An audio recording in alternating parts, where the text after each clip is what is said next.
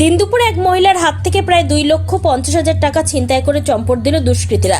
এই ঘটনাকে কেন্দ্র করে এলাকায় চাঞ্চল্য ছড়িয়ে পড়ে। বৃহস্পতিবার দুপুরে ঘটনাটি ঘটেছে উত্তর দিনাজপুর জেলার চোপড়া থানার কালাগঞ্জ মাছবাজার এলাকায়। জানা গিয়েছে, সুচিত্রা রায় নামে এক মহিলা সোনাপুর ইন্ডিয়ান ব্যাংক থেকে টাকা তুলে বাড়ি ফেরার পথে কালাগঞ্জ বাজারে এক কাপড়ের দোকান থেকে কিছু কিনতে গেলে সেই সময় দুষ্কৃতীরা ওত পেতে থাকে। সুযোগ বুঝে দোকানে ঢুকে ওই মহিলার হাত থেকে টাকা ছিনতাই করে চম্পট দেয় দুষ্কৃতীরা। ঘটনার খবর পেয়ে ঘটনাস্থলে পৌঁছায় চোপড়া থানার পুলিশ। ঘটনার তদন্ত শুরু করেছে পুলিশ।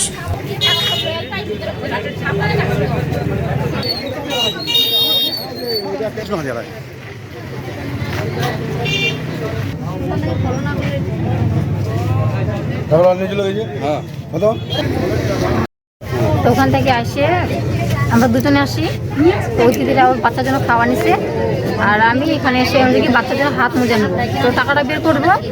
একটা ছেলে আসলো, আমাদের তো কাস্টমার হবে, কিছু নিবে, আর অমনি ও ব্যাগটা নিয়ে চলে গেলো। আবার আমি ওর পিছনে পিছনে ধরেছি, এভাবে ধরছি হাতটা, তাও ধরতে পারলাম না, ধাক্কা মারিয়ে চলে গেছে। হ্যাঁ, বাইকে ছিল, হেলমেট ছিল, বুঝতে পারলাম না, চিনতে পারলাম না। হ্যাঁ, একজন স্টার দেওয়ার জন্য বাইকে বসেছিল, আর একজন টাকাটা নিয়ে চলে গেছে। কত টাকা ছিল ওখানে ব্যাংক থেকে আমি 1,61,000 টাকা তুলছি, আর বাড়ি থেকে আমার টাকা ছিল 50,000, 2.5 লাখ। 2.5 লাখ টাকা।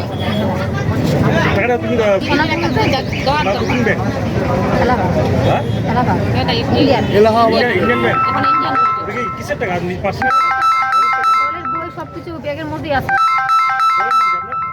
পুলিশের স্বর্ণভূম মহিলা দল। ওইটা দলেরই টাকা আপনার? হ্যাঁ। আপনার নাম? সুচিত্রা।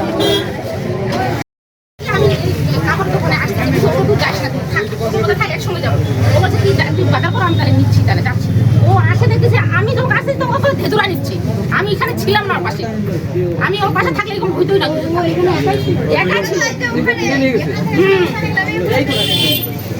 এইটা তো ক্যামেরা নেই।